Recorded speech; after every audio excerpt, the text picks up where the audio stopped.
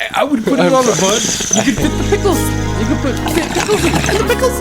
You can fit the pickles in there. You can fit the pickles in there. Come on. Some onions. Pickle chicken sandwich. Take it away, John Frickin Smith.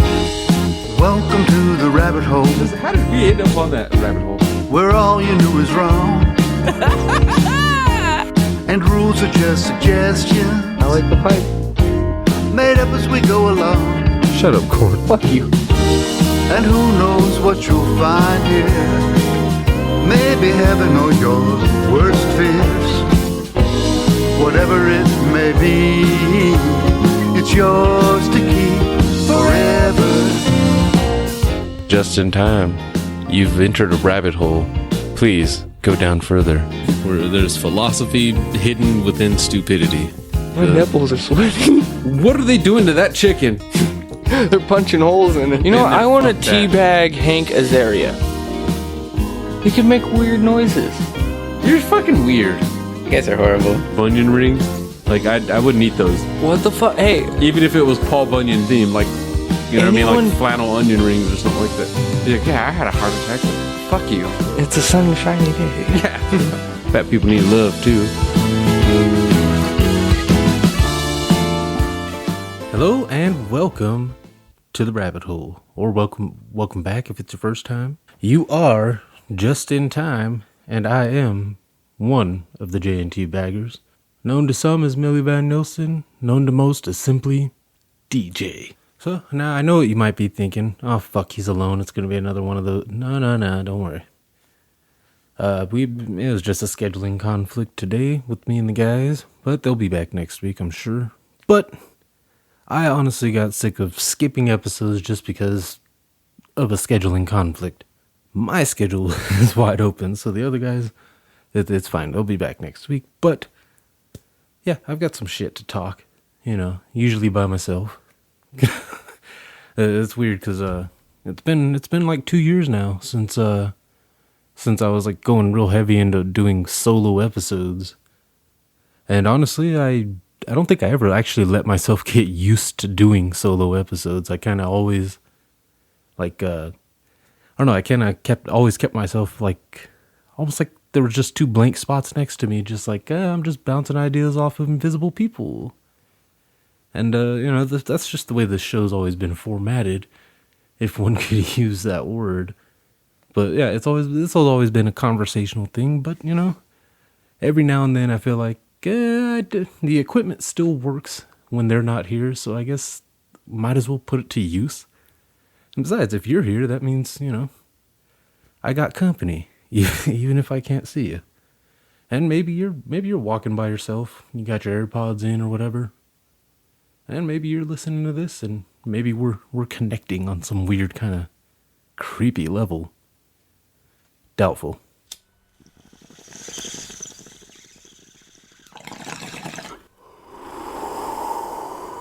Nacho cheese, known to some as liquid gold. Actually, I don't know who actually calls that besides me. At my last job, I used to just... You could tell how high I was because I would just sit there and stir the nacho cheese and just like, liquid gold, look at that. I think it was because of like an old Velveeta or something commercial that showed some guy looking like a blacksmith, but just stirring Velveeta and just calling it liquid gold. With a very deep and manly voice, liquid gold. So, yeah, I've always called it that. But, yeah, some of that liquid gold turned into liquid douche. That seems like... that seems almost redundant to say liquid douche. Liquid gold turned against me. It turned into fucking lava. So anyway, I'm at work. And, we usually, to heat up shit like that, usually there's a microwave. So I'm microwaving. I got some chili. I got a little thing of chili and a little thing of fucking nacho cheese in the microwave working together. Got them nuking to death. And, what was it? So microwave dings.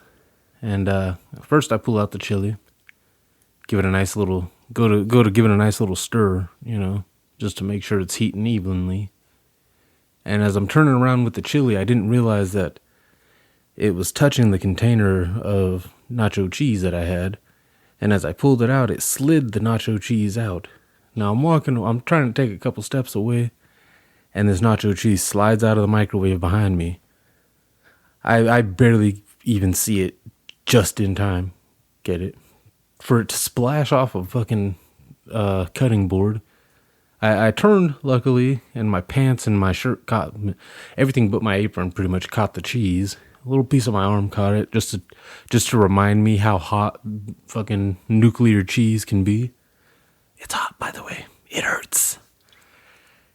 It was a light burn, but it was one of those like, one of those days where you're just like, God damn it, dude, can I do anything without fucking a Chevy Chase type moment where I just like klutz my way through it? Well, apparently that morning, no, that was the answer I got. And I tried to ask it again on the way home from work. And it got answered for me again when I got home. Let's see, I made me something to eat on the way out. I grabbed me a beverage because it is getting pretty hot here in sunny California. It's a flip just fucking switches, I swear to God. There's no gradual buildup. It just is like, just goes from like, all right, it's going to be a high of 60 to like, it's going to be a high of 95 today. And my body is not ever ready for that, but that's neither. So I grabbed me a beverage, make me something to eat, throw it in a little box. And when I get home, on the way home, I stopped at the corner market for fucking random goods and such. I've got me a plastic bag now. So when I pull up, I get home, I get out of the car, I tuck the box underneath my arm, grab the bag with the same hand that's got the box tucked underneath the arm. And then I go and I grab the soda. It's in a cup with a straw on a lid. And as I get up to the door, I fondle for my keys, open the door, and for some dumb reason I decide to have the box in my hand. Now it's no longer tucked under the arm. And I set the drink on top of it. Now, I'm sure some of you can see where this is going, but I still have to tell you. Just because it was on top of this nacho cheese day. So it was one of those just like, I come home, I've got dry cheese all over the back of my pants and all over the back of my shirt. I've got a very, very small burn on my wrist. Just there really, it's not like even like damage. It didn't damage the skin even really. The heat remained as a reminder not to fuck around. But yeah, I set this cup on top of the box as I'm holding it. I get the door open, or I get the door unlocked, get the door open. Take one step into the fucking house.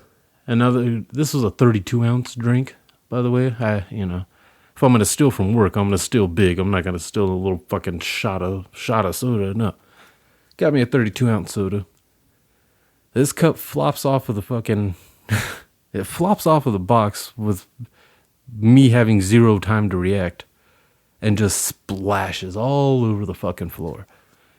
And I got the vinyl floors that pretend to look like hardwood, but you can tell it's not because there's, you can tell when you step on hardwood. This ain't no fucking hardwood. But the soda splashes everywhere, and of course, like an idiot, I'm like, oh, the picker upper thing, and grab some paper towels. I don't even think they're brawny, but they're paper towels. Like 7 paper towels later, I'm like, fucking A, I gotta grab the mop it up, whatever. I don't know. It was just one of those, I always call them Chevy Chase moments, though, when I do klutz shit like that. Maybe just because I love the vacation movies and shit, and just like that innocent kind of self-harming comedy has always been aesthetically pleasing to me, and I think to a lot of people. But the old I turned around, stepped on a rake, and now it's fucking smacking me in the face. Those kind of moments, I label them as Chevy Chase moments. And yeah, I had 2 in one day, which is very fucking rare. But yeah, 2 Chevy Chase moments in one day. That'll make you feel good about your life. Well, you know what else makes you feel good about your life? Listening to the soothing sounds of Mr. John Frickin Smith. Oh yes, you heard a preview of that beautiful song, Yours to Keep. But you can hear it in its entirety without any of our vocal nonsense sprinkled into it at johnfrickinsmith.com. You can play it along with the rest of the album, Songs of the Great Collapse. And I'm pretty sure it's free to play, too. Just go on there and just fucking start clicking play and listen, man. Check it out. Some good shit. And I actually do mean that. I've listened to it multiple times. Not just the song, but the album. Because I love John Frickin Smith like that. I mentioned earlier that, I mentioned a couple minutes ago that I haven't done these solo episodes in a while, and I'm usually very, very awkward. I'm sure it's still kind of coming off as awkward, even if I don't know. Like I said, I never let myself get used to it, just because it was always one of those, like, no, if I get used to it, or worse, if I get good at it, then I'm going to be like, I don't need you guys anymore, bye. Not to you, to the, Norman and Tiger. Or fucking Corn and Rookie, god damn it. We do the stage names, I guess, is more of an official, just to write it down type of thing. But, yeah, you know who the fuck we are. We go by many names in this here rabbit hole. Welcome to the rabbit hole. But I mentioned that not just because I'm doing a solo episode, but because we got a tweet from the aforementioned Mr. Smith not too long ago, saying that he didn't know that the laugh that I was using, the laugh track thing I was using during those solo episodes was, in fact, Korn. And it kind of mind blew me just because I thought anyone who listened to that knew that that was Korn's laugh. And John Frickin Smith is actually quite the avid listener. So it kind of tripped us out, like, oh shit, you didn't know that, huh? Well, we actually have like 3 different versions of Korn's laugh.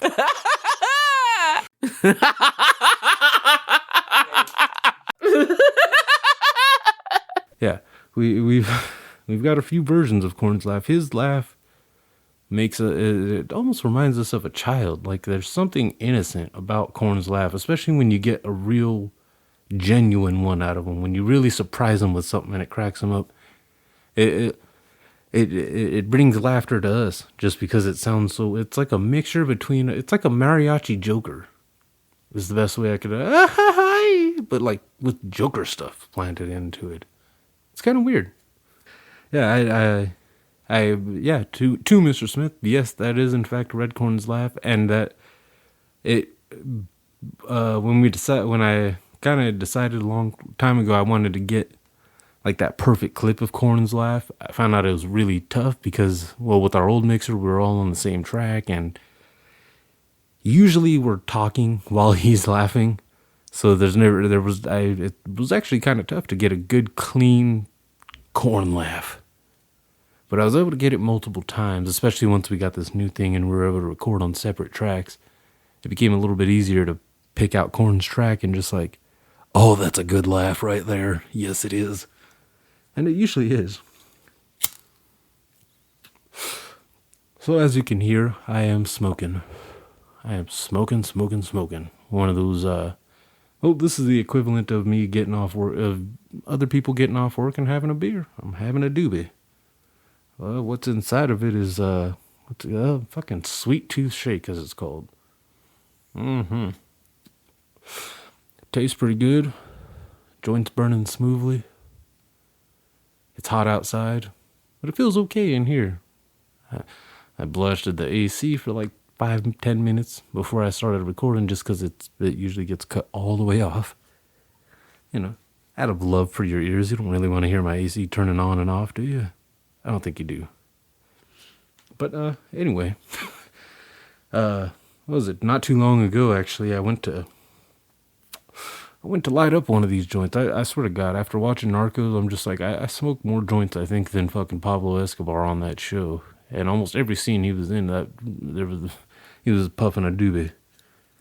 But I had something that I got reminded of my age not too long ago. Yeah, I went to light up a joint, and for some reason I inhaled through my nose as I was going to light it. And the fucking flame from my lighter went right into my nose and singed all the nose hairs. It was awkward. It was weird. Man, whatever. I dealt with it. It smelled burning hair for a few minutes, I guess. That was about it, but it just reminded me how old I am, because there was a time when nose hairs weren't a thing. And they are now. which means, yeah, I'm getting up there. We next, as we always say. We next. Now, we've tried our best to not, mention this whole situation by name, and I'm again, not gonna. But, when it all started, and, well, at least when the impacts started hitting us here, me being in the restaurant industry, that was one of the first places they're like, all right, everybody's got to wear masks and, take out only and all this shit. So, whatever. Fucking, they didn't say masks so much as cover your face, you ugly fucks. So, the first few days of it, I just had a bandana. Just a bandana, black one. Nothing special. But, one of the younger guys at work, a younger black guy, only like 2-3 years younger, but younger. He sees me wearing this black bandana around my face when he comes in, and he's like, hey, DJ, you kind of look like an outlaw right now. He didn't sound like that, but he was like, where'd you get the bandana from? My response took away any outlaw type of appeal or appearance that I might have been holding on to. Because again, anybody with a bandana over their face covering everything but their eyes kind of looks a little bit like a criminal. But you know how you take the gangster away from that? You tell them that you got the bandana from Hobby Lobby. Yes, his reaction instantly was probably like yours, except worse. His reaction was more of an eye roll and like a, really, dude? You just had to bitch up the whole thing? You couldn't just lie to me and tell me you got it at like a liquor store or something? You had to name it. You had to give it a name. Yes, Hobby Lobby, a.k.a. one of the whitest and least gangster places you can go. And then I proceeded to try to sell them on it too. I'm like, yeah, you go to Hobby Lobby, you get past all the Christian stuff, and you can find some kind of cool things sometimes. They got all the bandanas for like $1. I tried to justify it by it being cheap, which honestly, bandanas are usually cheap no matter where you go. But damn it, I had already dug the hole by saying Hobby Lobby. I had to try and find some kind of justification somewhere, and that's where I found it. Some movies suck and some are great, but our reviews are always late reviews with the boys from Just in Time. All right, thank you, John Frickin Smith, for that lovely, goddamn late review song. I actually do love it. There's a reason why the whole thing gets played. Yeah. As with most of our intros and segueing, transitional fucking theme songs, John Frickin Smith is to credit for those. So we always thank him. We love that. But yes, some movies suck and some are great. I love those words because they're very true. And also true that our reviews are in fact always late. And I know someone might be like, oh, well, you guys have done reviews for like new movies and shit. Yes, we have. Yes, we've had late reviews for new movies that are like just hit theaters and shit. But let's be real, we're not the first ones ever. So just from that, we've always considered it. Every review is a late review, just because of that. And it's true. Every review is late. But, so we've got one from 2017. Now, this is one that's been on my Netflix list for probably about the last year. I've had it just sitting on my list, and I keep I keep getting really close to watching it, and then something convinces me to not. Not sure what it always was that stopped me. I think it's one of those ones where, I don't know, when it comes to Netflix, I tend to just like lean right into like cheese and horror, especially horror, like cheesy horror. I love it. Don't know why, but you give me any straight to DVD type of horror movie and I'm just going to lap that shit up like fucking, like the chocolate milk at the end of a bowl of cereal. And I am a fan of chocolate milk and chocolate cereal. Yeah, I will spoon each drop of that fucking chocolate milk at the end of a bowl of cereal. It's bad. I don't tip the bowl. I just... It's fucking gazpacho to me. So this movie I checked out. I decided to check it out finally. Decided to watch it. It's from 2017. It's a movie. It's not a Netflix original, but it's been on my list for fucking ever, and that's where I watched it. So it's from 2017. It's called Mara or Mara, Mara. I don't know why. Anytime I spell things out, I get like flashbacks of doing those damn vault ads that we were doing, ironically, during the last solo episodes. That's VALT, belt. Anyway. Anyway, this movie, the synopsis, the official synopsis on Netflix says, when a criminal psychologist, Kate Fuller, investigates a man who was seemingly murdered in his sleep by his wife, she uncovers a case like no other. That doesn't really tell you much, except that some weird shit's gonna go on. Honestly, if you don't see any pictures before watching this movie, all that description tells you is that things are not as they seem.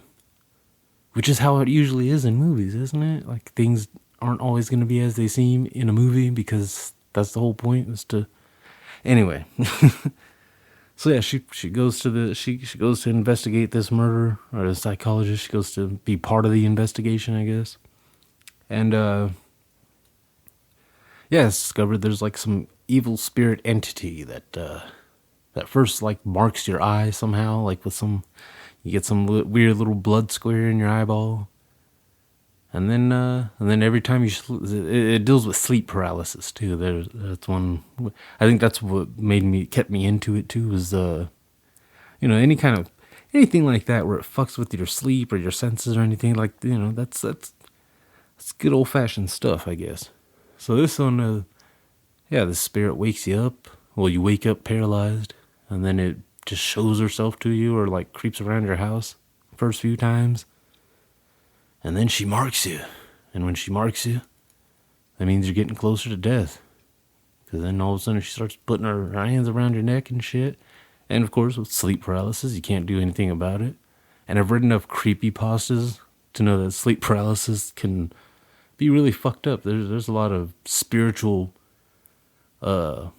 how do I put this? Sexual misconduct. There's a lot of spirit rape that goes on apparently when sleep paralysis is going on, which is kind of weird. It's like a weird kind of like the other side of a roofie coin.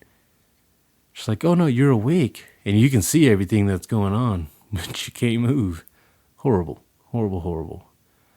So yeah, your eyes get redder every time you see this Mara bitch or whatever. There's a whole little thing that that they actually try to give the thing a backstory and shit. And I don't think I have to say spoilers, but spoilers. She the main character there, fucking played by, let me see the name here. There's something Kirilenko, Olga Kirilenko. Yes. Her. Pretty much, long story short, this ghost, if it preys on people who have guilt. Apparently, if you feel guilty about anybody dying, apparently this bitch comes and fucks with you. And it's revealed because a little girl's blaming herself for her mom's death, and the psychologist bitch has to go and fucking she wakes the baby up just in time to tell her, like, it's not your fault, your mom knew, but it's not your fault. Forgive yourself. And so the spirit leaves the little girl alone, and then, again, spoilers, boom, the spirit tells her, like, oh, yeah, the baby forgives you, or forgives, you and herself, but the mom can't forgive you. And that's when she ends up dying at the end, I guess. Very weird. It was, honestly, though, it wasn't, like, as cheesy as I was expecting. I was expecting, like, I don't know, nowadays you get a lot of high-def cheese. And this actually wasn't one of those. It was actually, I don't know. It didn't seem like everybody was just making a quick cameo appearance. Yeah. But overall, I'd probably give it like, I don't know. If I was to give it a scale of like 1 to 420, which is, I know is a fucking huge scale, but let's just keep it at that. 1 to 420. 1 being like fucking abysmal. Like, not like The Room where it's so bad it creates a cult following, just like just bad, like Child of God, just bad, all around bad. And 420 obviously being the absolute shit. I was going to give an example, but I honestly, there's flaws in everything, so it's hard to, like, Wolf of Wall Street. I'm just going to give it that. That's one of my favorite goddamn movies for some reason. I think it's just because it's full of debauchery. It's Martin Scorsese, but it's comedy. It's not just drama. So I got into it, but so yeah, Mara. I guess I'll see you tomorrow. If there's a sequel, they should call it See You Tomorrow. You know the number. Yeah, I'm not. That was like really horrible joking. But yeah, if I were to give it 1 out of 4, or on a scale between 1 and 420, I'd probably give it about a 250. 250, yeah, that sounds about right. It wasn't like horrible or anything. It wasn't as cheesy as I expected. It was actually halfway decent. I stayed awake through it. It wasn't so long that it like was just trying to slog you through some weird kind of exposition backstory. Yeah, it was okay. It was all right. It was decent. If one could use that word. But yeah, didn't hate it, didn't love it, but could have been a whole lot worse. And since honestly, that's about all I had to come in here with. Tell a couple little stories, and throw in a little late review. Throw it in like I'm giving you a gift or something. No, but late movie talk is always something that we love doing, and honestly, the guys don't always watch the cheesy horror movies that I like. When Corn watches cheese, it's action. And when Rookie watches cheese, it's just TV. It's just cheesy TV. But yeah, I decided to watch a cheesy horror movie. I watched too many cheesy horror movies on Netflix, but it never gets old to me. I keep going. But what does get old is me droning on by myself. So I guess we're almost at a half hour. So I guess I'll leave you with the same thing I usually leave with, which is, hit up the voicemail and throw us like a movie recommendation or something, you want to hear us talk some shit about. It's 1-951-394-3420. Yes, it will go straight to voicemail, so don't be surprised by that, I guess. When instantly it's just like, all right, leave a message. But you didn't even let me ring. No, just leave a message. Or you can hit up at JNT Podcast on Twitter, Instagram, and a Facebook.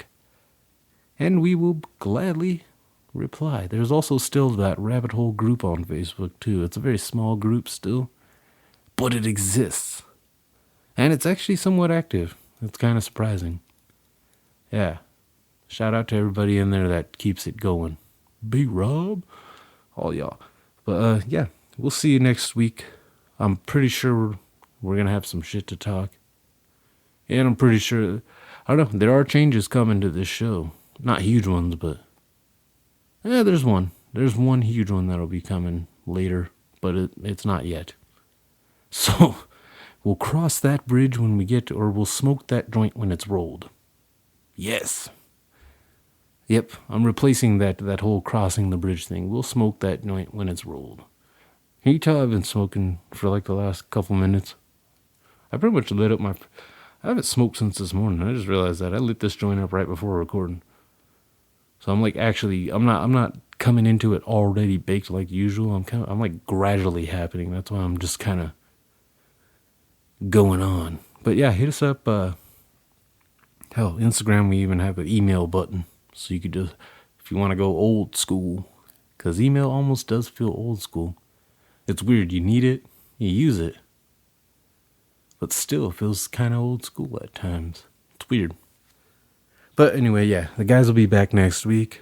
And, well, I'm pretty sure I will be too, since this all takes place at my house. Which is why I've ended up doing solo episodes, and because the guys are too big of pussies. I actually told them a couple of years ago when I was doing the solo episodes and we were saving up to get our new mixer and shit. I actually told them, like, if you guys ever want to come in and record like a solo episode, I can set you up and, get that going at least. No, I'm good, man. They might be the smarter ones, though. That's weird. I've never actually considered myself the smart one on this show. I think Redcorn actually has the most unintentional wisdom sometimes. It's weird. But yeah, anyway, yeah, we'll see you next week. Tune in, yes, because as we mentioned last week, we are not doing we're not Skyping with each other anymore. You know, Skyping with a guest who's in another state is one thing, but the three of us, yeah, we got to be in the same room, really. Some movies suck and some are great, but our reviews are always late. Late reviews with the boys from Just in Time.